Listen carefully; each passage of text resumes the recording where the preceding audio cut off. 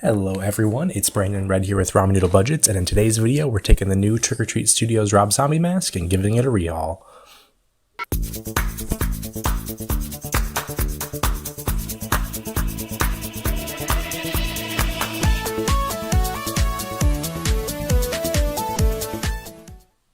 I just wanted to quickly point out that the insane majority of my viewers are unsubscribed, so if you haven't done so already, please consider subscribing and hitting that notification bell to be notified of newly released videos.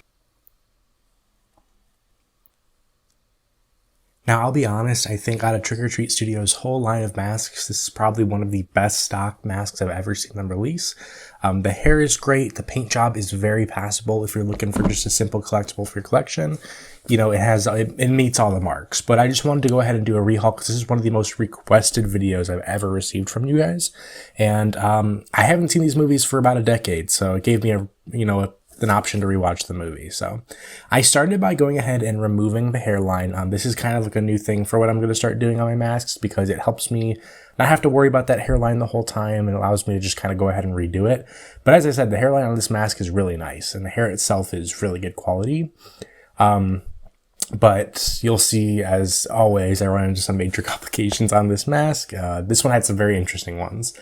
But to start on the actual cutting of the mask, I started by just using a Sharpie and looking at some reference photos and tracing where I wanted the neck to be trimmed, because there is a lot that is left on the actual casting here, as well as in some of these really dark recessed areas of the rotting on the face, temple, all of that has to be dremeled and clipped out as well. So I just used a really sharp pair of scissors and went ahead and started trimming the neckline.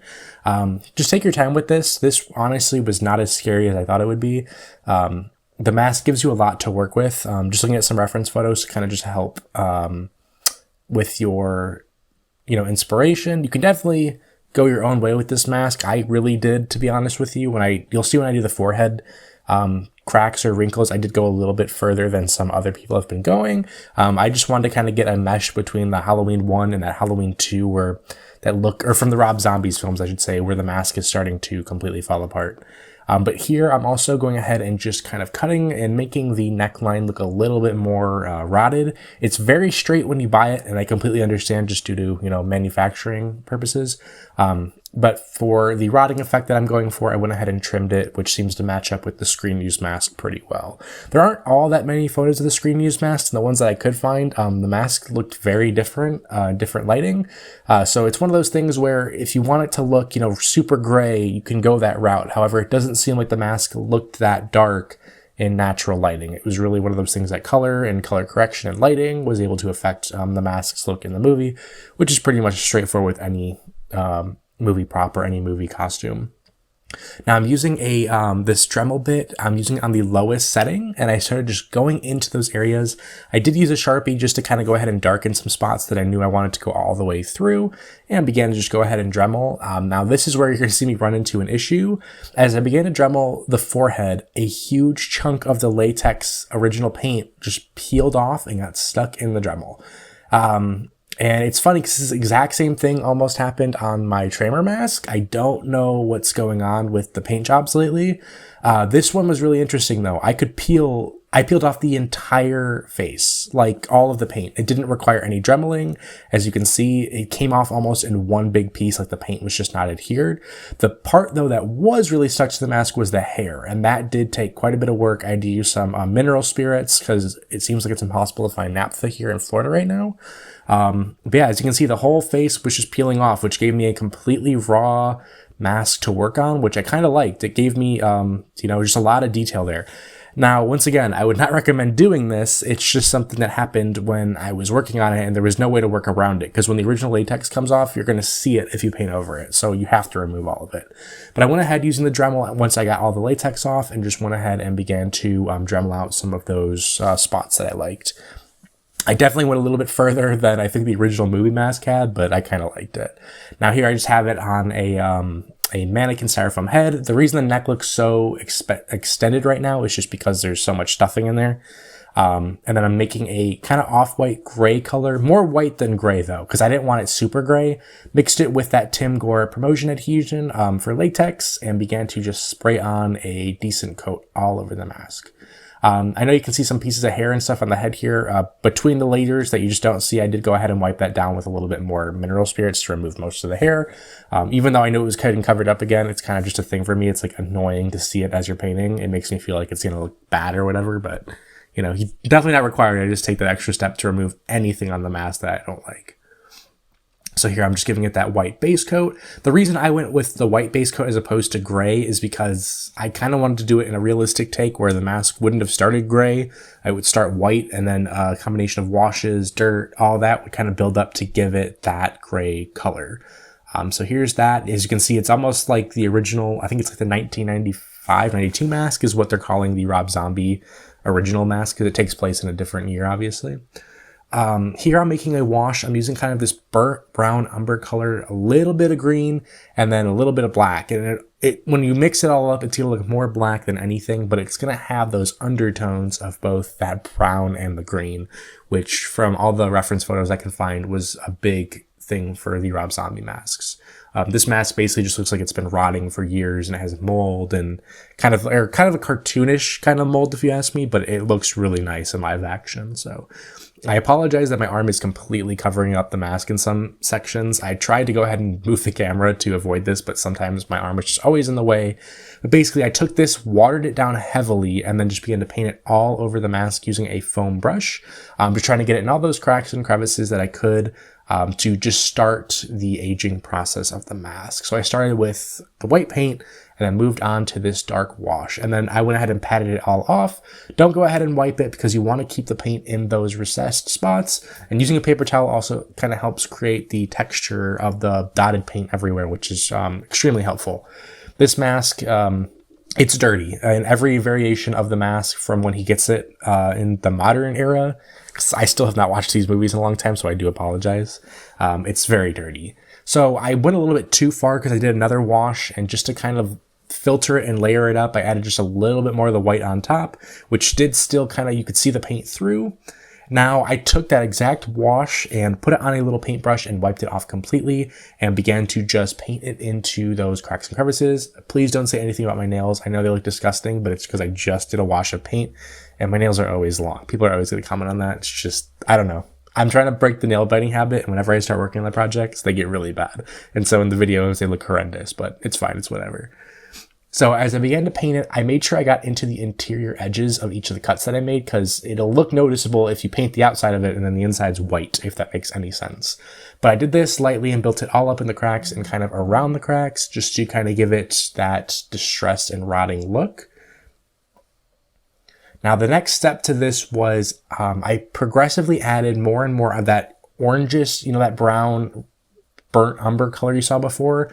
I began to continually add that into the wash and then just build up the layers of that. So it's like darker to lighter, which sounds kind of weird, but it really does create the look that I was going for. So here's me using a little bit of a lighter version of that dirty color. Well, you can kind of see the green starting to come through, which I was really happy about because that's what I wanted with the wash.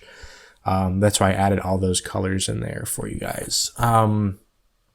But yeah, this is kind of just a process of painting, going back, looking at it in different lights and getting it to that look I like. I ended up going to a darker color just to get into the deepest crevices of some of those dark spots, just to make them really pop. But it can look a little too cartoony if you start adding too much black paint. So that's why I recommend using lighter colors and building up. The next thing I did was spray the mask down with some water, and then with the lightest color that I had created to do those cracks, I basically put it on as another wash. You can see how light that color is at that point. I'm just trying to get that really rotted latex look. A little more realistic than just gray, I think yellow. If you've ever had a latex mask that started to rot, it creates that yellowish color.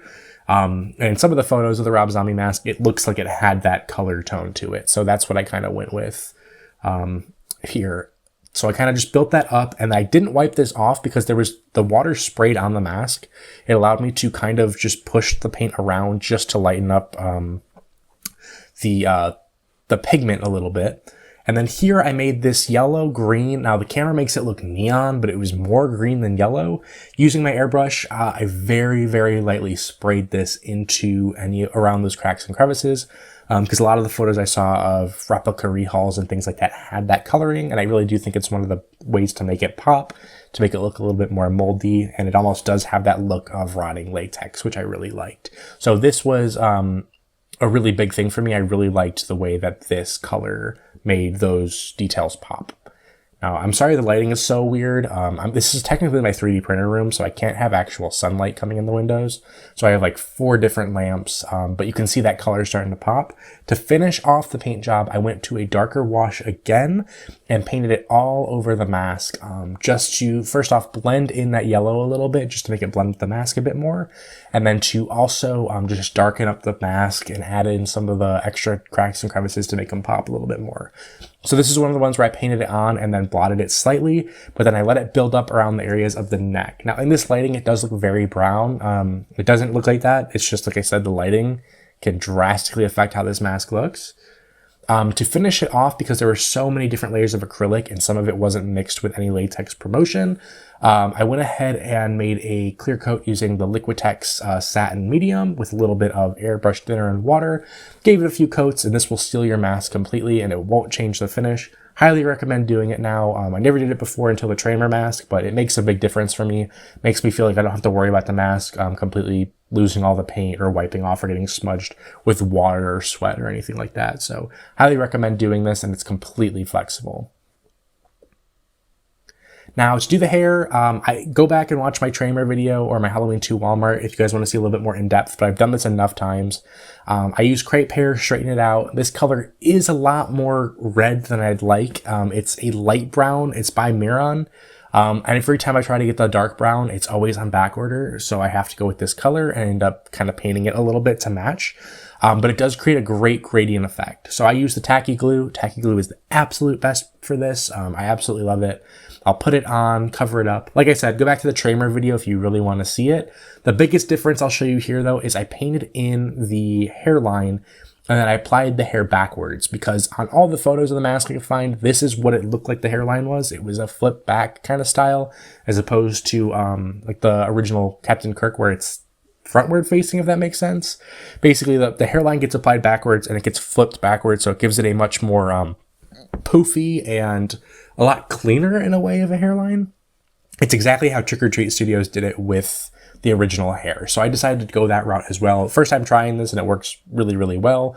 The mask is going to just look super goofy with any type of hairing. Like I said in the past videos, it's going to look weird until you begin to brush it out and style it. But you can see as it gets pushed back, you're going to have those kind of that backward curl, if that makes sense. Go ahead and brush out your hair. You're going to lose a ton of hair, but it's going to blend in. You're just trying to break up those clumps of the crepe hair. And then here I'm just using a little bit of black and brown to blend it in the hair color. As you can see, it creates this really cool look. The hair looks very real when you do this.